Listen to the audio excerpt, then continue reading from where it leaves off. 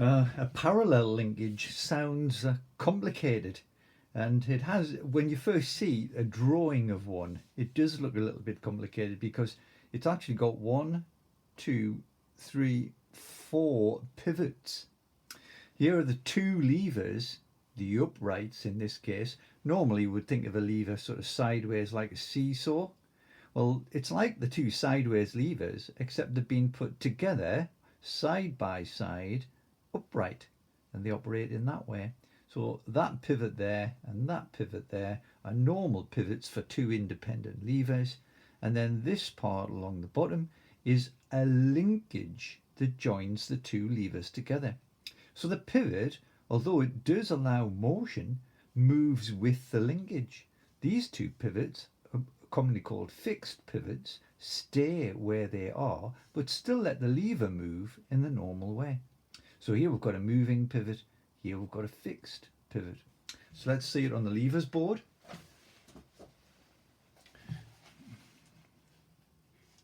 There it is there. So there's our vertical lever there, vertical lever there. Can you see I've just drawn two little eyes, effectively, two little pupils, if you like, of eyes at the very top, and you can see where you might be able to make some very novel little moving scenes with this sort of linkage. So here's our little linkage. There are the two levers, and I've just turned that one up a little bit to let us get hold of it. And when you operate it, well, the linkage pulls on both levers together. So it's little wonder that they both work in an identical fashion. We've connected the moving pivots to exactly the same point on both levers.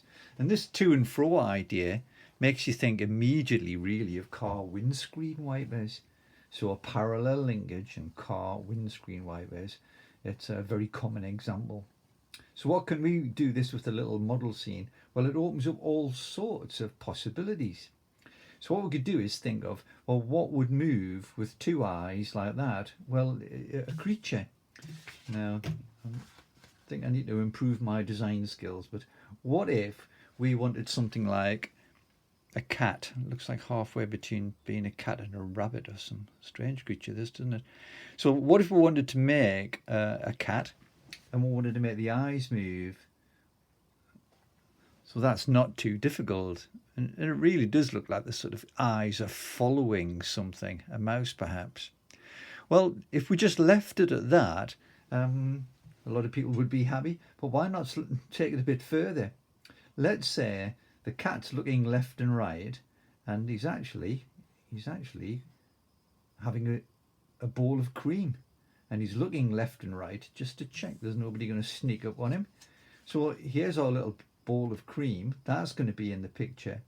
Well, all we need now is that the cat's tongue comes out and licks the cream. So let's look at how we can do that. So there's an additional parallel lever which can be added in, and it's going to be the tongue of the cat. So let's look at positioning it. Remember, we'd use these map pins because they're a fabulous way on a levers board just to do experimentation. So there's the next map pin there. Look, that's going to plug in. Let's just see. I'm not exactly sure where you're going to be. Maybe about, let's have a look, about there. And then the tongue has to be part of the overall mechanism. So we've got to have another fastener that comes up through from underneath. So let's have a look. There you are. So now all three levers move together in this parallel linkage. So that goes there. There's the cream. So let's fit in the little models. What I've done there is cut a little slit in it so that the tongue can fit through.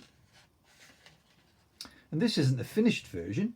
This would be, you know, how it's modelled on the modelling levers board, and allows the children to do their design work. So let's place that there, position the eyes. Nothing's fixed permanently yet, and let's just try and operate it. Let's just move it up there so we can see it a bit better. Operate the lever. There we are. Well, somebody with better artistic skills than me could come up with a much better design for the actual creature itself. But there's the basic principle behind using a parallel linkage, which is commonly, the common example is windscreen wipers. You can see why. Not with that one though. And now we can adapt that to fit with all sorts of different models. Let's see what models and ideas you can come up with. And build them on a levers board. It's a great way to experiment and adjust the positions of everything until you've got exactly the right amount of movement.